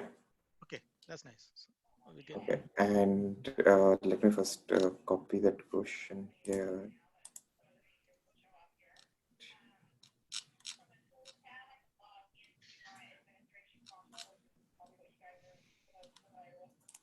I think we can have a text also. I can't see the control right now. 1 second. Let me see how to put text. Okay, no problem.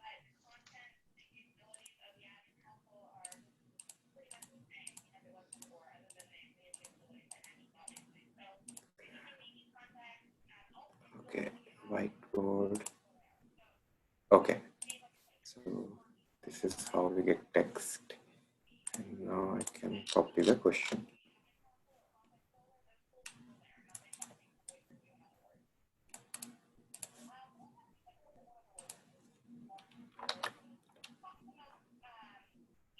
Okay, so this is a question where we have so think in that way where we have some packages to build and one package is dependent on other one. For example, till 0 is not built, 1 cannot be installed, and even 2 cannot be installed. And if 1 and 2 are not built, 3 cannot be installed. So basically, 1 and 2 are built, then only 3 can be built in that way. And if 3 is built, then only we can build 4.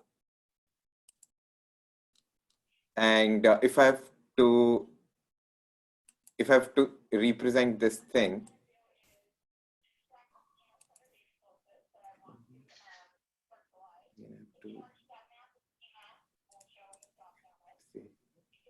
okay, so if I have to represent this thing, so it says like I have 0, so 0 should be built first, then I can build 1. Once 0 is built, I can even build 2. And after these 1 and 2 are built, then I can build 3. And once 3 is built, I can build 4. And then I have to give an order how this should be built. Is it clear right now? Yes, seems like a topological sort, right? Yeah, so basically this is a topological sort, yeah, that is the closed one. And if people, they are not aware about topological sort, so basically that what it says, let's put it here.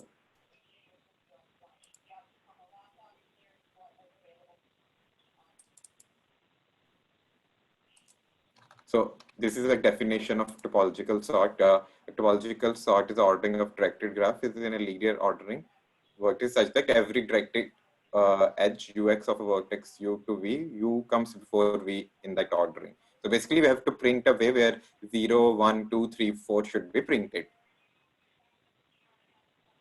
Correct? So Right. that's what is the Right. answer. So, and its answer could be even 0, 2, 1, 3, 4.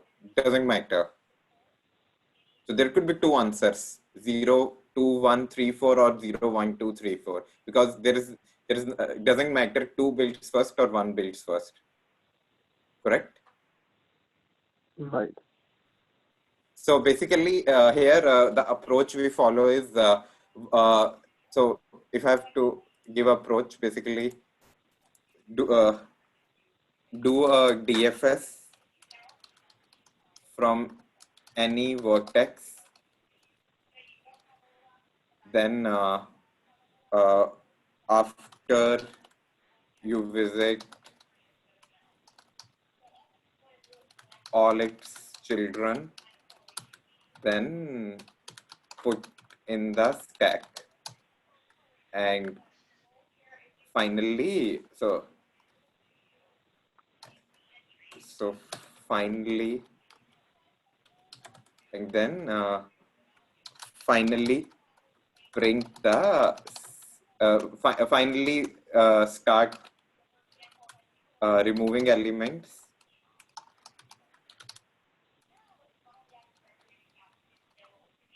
from stack and print. So that will give me the answer. So we can see how it works. So basically, people who are aware of DFS, like depth first search, this can be solved by breadth first search also, but I'm more what solution I have tried earlier also with DFS only. So I'm more comfortable with DFS. I think this could be done with BFS also. So basically what I'm saying, we can do a DFS from any vertex, which what it means is, let's say, this is my, so I told the components which I'm using is stack and DFS. And if I'm doing DFS, I also need something like a set to which vertex I have already visited, and I don't want to visit it again. But once I've visited that vertex fully, then I will put that in my stack. So let's take an example. Let's start from first start from 1.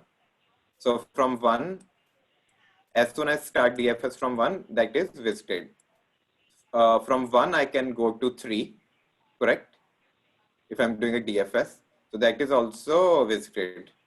From 3, I can go to 4. So that is also visited. But from 4, I can't go anywhere, correct? So basically now 4 is done. I can put that in the stack. So once I go back, 3 is also done because from 3, I cannot go anywhere. So I will put also 3 in the stack. And when I reach 1, so 1 is also done. From 1, I can't go anywhere because 3 is already in the set which is visited, and then I can't go anywhere. So 1 will also go in the stack. So let's say next node I will pick is 0. So once I start with 0, 0 is visited. And from 0, I can't go 1 because that is already visited. If you see in the set, all visited nodes, I can go to 2, which is also visited. From 2, I can't go anywhere because 3 is already visited and 3 is already visited. So 2's part is done. So I'll put that also in the stack. And after that, it will go back to 0. From 0, I can't go to, so from 0, 1, okay, 1 was already, we have checked, and now 2 is already done. So I'll put 0 also in my stack. Then if I print my stack, I will get my answer, which would be 0. We'll start removing one element from the stack, which would be 0, 2, 1, 3, and 4. So in this order, I will get my build order. So like I mentioned, doesn't matter, it should be 0, 1, 2, 3, 4 or 0, 2, 1, 3, 4. So basically we are doing regular DFS, picking up any node from my given set of nodes and starting doing DFS, but only put in the stack once I'm done with that node. Is that clear? Questions? I think Yeah, this is this will interesting. not. Yes, I please. Yeah, I know on BFS, but not a DFS approach of this. This is interesting. I didn't know that we can actually really start with any vertex. I thought, I know, and we have to calculate the in degree from the given input. And in degree which has a 0, that's where the vertex you have to start from. Yeah. That's what I know. But with DFS, you can start with any vertex. That is interesting. Yeah, so you can start with any node. So that is a good point. Like, doesn't matter, and but you have to make sure like you visit all the nodes. For example, I could have some nodes lying here, 5 and 6. So when you visit this, you have to put that also in the stack at the end, and also for 6. So and the build order for 5 and 6 doesn't matter. 5 can be here also, or 5 can be here also. Doesn't matter whenever you build it. Nobody is dependent on that. But let's assume 5 and 6 were like this. Then these things should come together. Like 6 should be either here, or 6 should be either here. So this should be like either one of them. But still, you can pick up any node. Doesn't matter. Asim, please, can you explain a case? Say, if from 3 there is one more path to 5. Yeah, let's do that. And then the end is like 6. So from 4, 6 is also dependent on a 4. On 6. 4 and 5, 6 is dependent on. Okay, so yeah, that's let's. I want to say like 3 is like once we add a 3 into, we are doing depth first search, right? So we added 3 as a like visited. When we went from 3 to 5 and 5 to 6. So how we will travel from 3 to 4? That's my question. So let me remove this thing first, and So, let's put this example. 6 is dependent on both 4 and 5. is this graph is okay, or you want me to change it? No, just one more. From 6 is dependent on both 4 and 5. Yeah. 6 is dependent on both Both 4 and 5. like this. Yes. So Okay, yeah. Okay, let's do this. And again, like I mentioned doesn't matter from where I start. So let me remove this thing.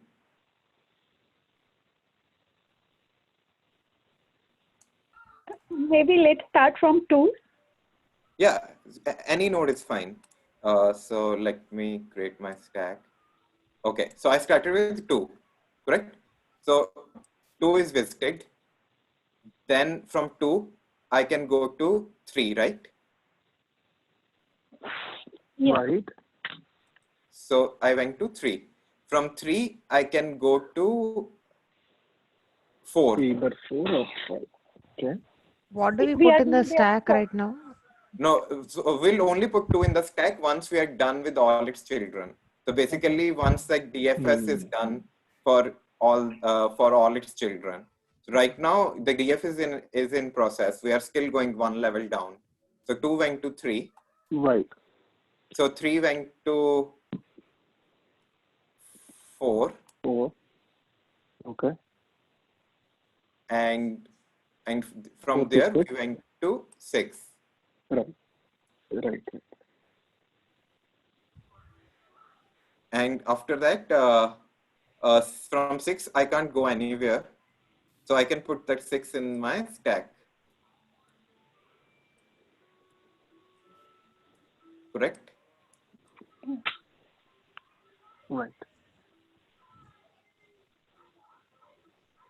And I'm trying to see, is there this, I don't think so there are cycles. So this is a... No, this is not a cycle. No. Yeah, there is no cycles. Because if there are cycles, there are other issues. Okay, let's proceed further with this algorithm. And from then we went back to, so which path we came from? 4. So 4 is kind of done. So 4 I also can put in the stack. Then from 3 I can still go to 5. Right. Again, from So 5 to 6. So you will add them. 5 to 6. But I should not go towards 6 because that is already visited. I'm trying to find out. Something is wrong here. No, I think you just need to delete 4. Remember, you already put it in the stack. You just need to delete that from the set. Delete 4 from the set. No, but the entire algorithm will go wrong. Like the algorithm says, like no, when you come back from 6, right, you have to remove that 6, and when you came back for 4, Right. so the moment you put in the stack, basically that's the time you will remove from the set, right? No. Visited will I won't remove. We also have access to tag elements, right? So how we will be aware, like what we have already dropped into the stack. No. So this is a DFS. Like when you come back from the functional stack, 6 and 4 will be removed, but not from the real stack, the external stack. But from the... Yeah, I think the thing is that set is for visited and not for the stack. We are not writing stack anywhere in this, right, screen? So since it is DFS, why do we need visited? I mean, DFS would take care of, I mean, if there are any remaining nodes like 3. So 3 would not be visited until S4 and S towards 5 both are visited. And I think DFS would take care of that part by the way DFS is actually implemented. So guys, there are 3 steps actually. One, you have unvisited things. Another is being visited, and one is actually visited. So here, 6 got visited finally, but 5 hasn't been yet visited, and 3 is still waiting for its children to finish. So you can't say that 3 is visited yet. So you will go and process the next children of 3 after 4 is done. So you will now start visiting 5, and when 5 looks for C, you already marked that this guy is actually visited, so you don't care for it. You can add 5 to the stack, right? Yeah, What is you can add column? 5 to the stack. Because Yeah.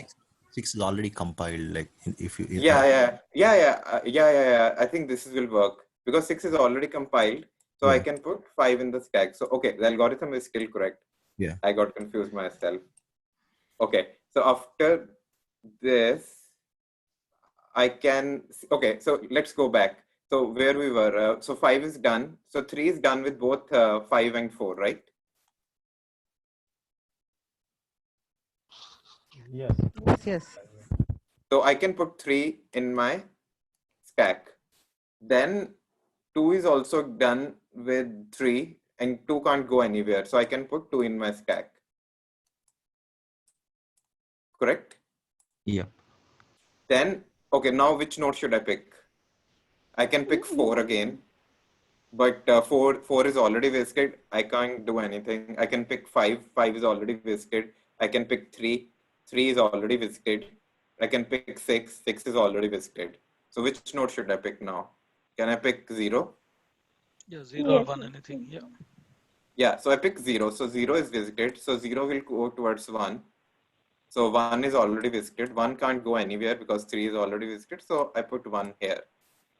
Then 0 is also done with all its children. So I can put 0 here. So if I print this, this will be 0, 1, 2, 3, 5, 4, and 6. So basically, I can install 0, build 0 first, then I build 1 and 2, doesn't matter which order. Then 3 should be built, then 5 should be built, then 4 and 5 can also be built in any order, and then 6. Yes, thanks. Yeah, I think this will be very easy if you see in the code. Basically, what we are saying, or what I think Roger was mentioning, one is being visited and one is visited. So if we write a DFS using a recursive call, right? Basically, one is at the start of the function and another one is at the end. When we are done calling all the childs, that's where we basically add this thing into stack. So basically, then we need to keep track of visiting and visited both, right? We cannot just have one set. See, with this algorithm, if there are no cycles, you can only be done with visited only. Yes. No, I mean, but we can't guarantee the cycles. I mean, whether they are there or not. Yes, it all depends. Like you can ask the interviewer, like, are you expecting cycles? So if the interviewer says, I don't expect cycles, then I would say don't try for doing visiting and visited. So it happened to me, one of the interviewers, same question. I asked, like, do you want me to care about cycles? He told no. Then I didn't even care about visiting thing. Okay, that makes sense. Okay. Because if you have to Asim, do visiting thing, then there is extra logic around that. Asim, Sai here. Do you have a code for this? Do you mind like sharing the code? Yeah, I have a Just to have a similar quick look. code. Let me share my. I have a similar code. Let me open that. That was for. One second.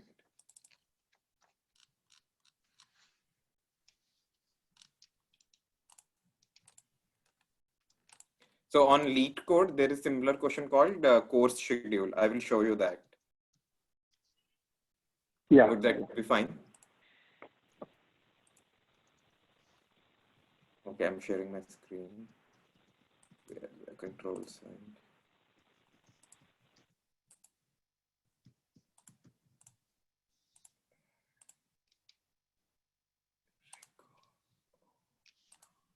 share.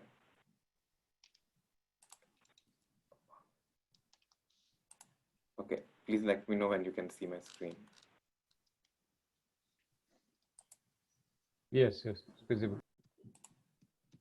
Okay, so this is exactly similar. We have to so this is exactly similar. We have to just tell if this can be finish or not. This was course schedule. Let me open the code. Okay, so this is not what I've thought about. Basically, this is this question deals with whether there are cycles or not, and there is a course schedule too, which also tell we have to give the order also how they will be done. So checking two things, cycles as well as so let's see this thing, course schedule 2, where we have to also find cycles. If there are cycles, there would not be any answer. And if there are no cycles, then we have to print the order. So basically, we get something like prerequisite, like what is dependent on what. So the good way of doing is like create a map. So what all things are dependent on this. So for example, let's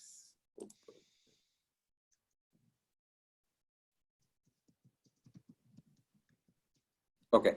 So basically, the map would look like this, like what is dependent on what. Like in our case, we told on 0, 1, and 2 are dependent, correct? So the map would be something like this, and on 3 is dependent on 1, and also 3 is dependent on 2. That's all the map will look like. This is one way of representing a graph. So once that is done, I would directly start DFS here by sending each node or each thing like 0, 1, 2, 3. Like I mentioned, order doesn't matter. So here, what I would be doing, so here I would be also taking a sect. So this is, if you see this in stack will this thing will track what is things I'm currently visiting. And if I find something in my this thing, that means there are cycles. But considering the current question, if there are no cycles, I don't need to care about this part. Basically, I can comment this part. But if there are cycles, then only that concept of checking whether something is in my path or not, I have to see. And let me give you an example how this would be, or we can switch to whiteboard. Let's see. Or I can just use this. So anybody, first let's say, like, do you get this concept of in stack, or should I explain more on that? No, that's clear. Sorry? Yeah, it is clear. That's clear. Okay, so basically what I'm doing, whatever path you are currently traversing, I'm putting that in a kind of a sect. So if I see that node in that path earlier, that will be as good as there is a cycle in that. So we can take example on the white here also.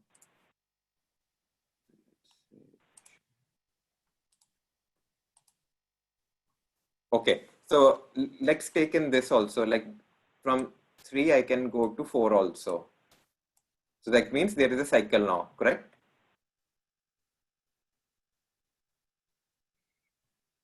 And so that means there could not be any answer here. I can't get an answer out of this because there are cycles in this traversal. So let's say again we'll do some traversal starting from the 1. So once at one place I will have a set of visited nodes, and also I will say like what path I'm following right now. And if I see some node on that path again, that means there are cycles. So basically I start with 1, 1 is visited, that is in my path. Then I went to 3, that is also visited, that is also in my path. So from 1 I went to 3. Then I went to 4. So 4 is also visited. Then 4 is also in my path, and from 4 I went back to 3.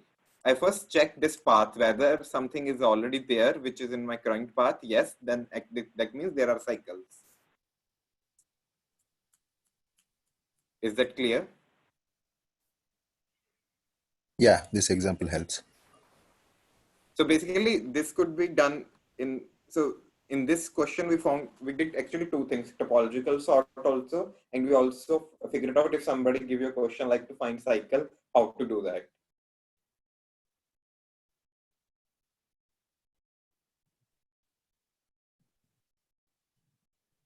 Yep.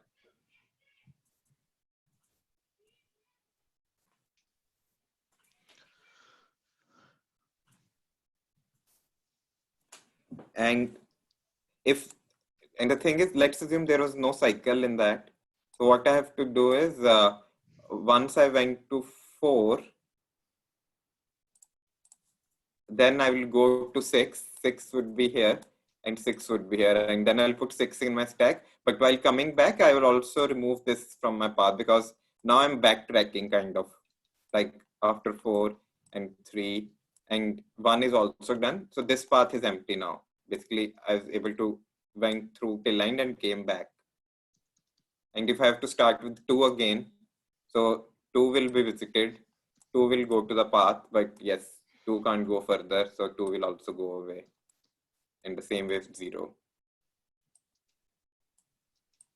But can't do, so this is also go on.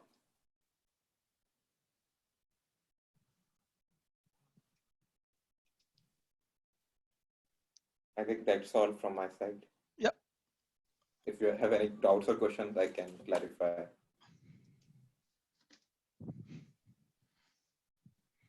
Yeah, that's good.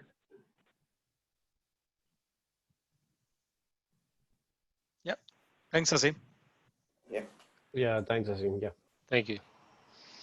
All right. So, yeah, go ahead.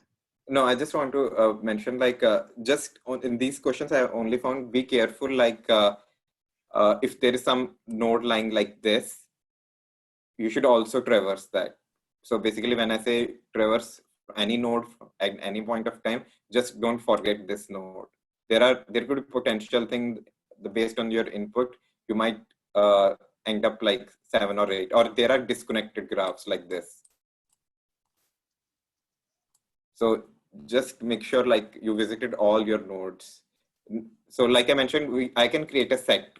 How I can represent this thing is like 1 and 2 are dependent on 0. But if you are visiting all your keys, for example, like this, so 7 might not be there in your, so let's say there is nothing like this. So 7 might not be there in your keys, in your set, in your map. Or either make 7 and put null here, then it would be in your map. Otherwise, if we forget to put 7 here in the map, then it will. So there are chances like you might not visit 7, and that won't be part of your answer then.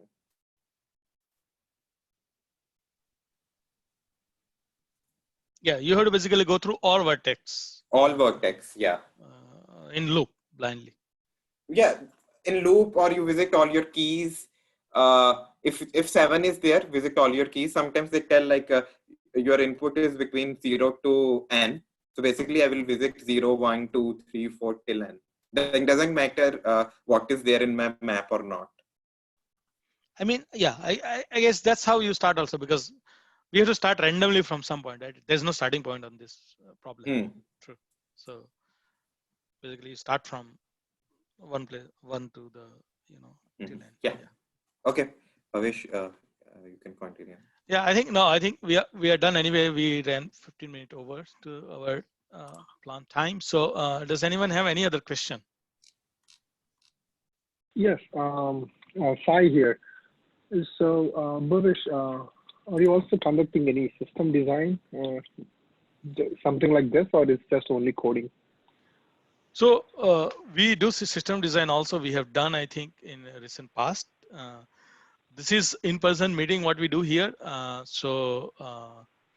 think we are having one system design by Roger tomorrow. Yeah. So I'm gonna talk that. Yes, Yeah. thanks. Oh, sorry. Yeah. Thanks, DP. So this is what is it? basically okay.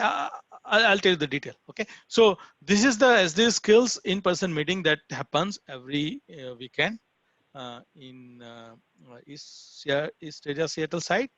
And since we are not meeting in person, so we started doing this online only for this few weeks or maybe couple of months, till the situation is okay to, start in-person meeting in library. Now, having said that, whatever the other meetup I told, the daily morning that happened for the lead code practice, and in Sunday, as I told, there will be a separate, separate topic, special topic that we discuss. So it happened to be system design this Sunday morning. Or will there be an online then? Yeah, Right? that is always online. The morning meeting is always online. And that is 8:30 a.m. PDT. 8:30 a.m. Oh, PST. I thought that's only coding, but you're also doing system design? So Sunday is a special topic. So we did discuss about coding Okay. also. Last two Sunday was different topic, but this Sunday Roger is going to talk about system design. And it's 9 a.m. Oh, okay. And it Yeah. is 9 a.m. Sunday is 9 a.m. Yeah. And this 9 is a.m. system. PST, right? P for Paris. Right. PST, yes. And So it's you are like, posting the link for that in a Stack group, right? what was the question? Sorry. So this is also on a Zoom. So you will be posting the links to join in the same Slack group, right? Yes. Yes. Yeah. Yeah. In the late code practice. And by the way, link is same. Whatever you use today, it is gonna be link is same time, Okay. same link. Is just the timing you have to see. Okay. Yeah, that will be helpful if you also, if we can discuss system design, that will be really helpful. Yeah, sure. We have done something in past, and if you go to YouTube channel, you should be able to see recording of those what we have done online in SD skills. Oh really? Okay. Yeah. There's some interesting videos there. Some are not good. I mean, initially when we were putting the videos, we're just putting the whole 3 hours video, but there are few that are, you should be able to find out that. Yeah. Thank you, Bhavesh. Really like this. Really appreciate it. Okay. Thank you. Any other question, comment? Oh, just thanks to both of you. Yeah, thank you, Bhavesh. Thank you, Asim. Sure. Yeah, thank you, Bhavesh. Thank you, guys. Thank you. So thank you for joining, and then I'll end this meeting. We'll meet again next Saturday. Okay. Thank you very much. Bye. Thank you. Bye.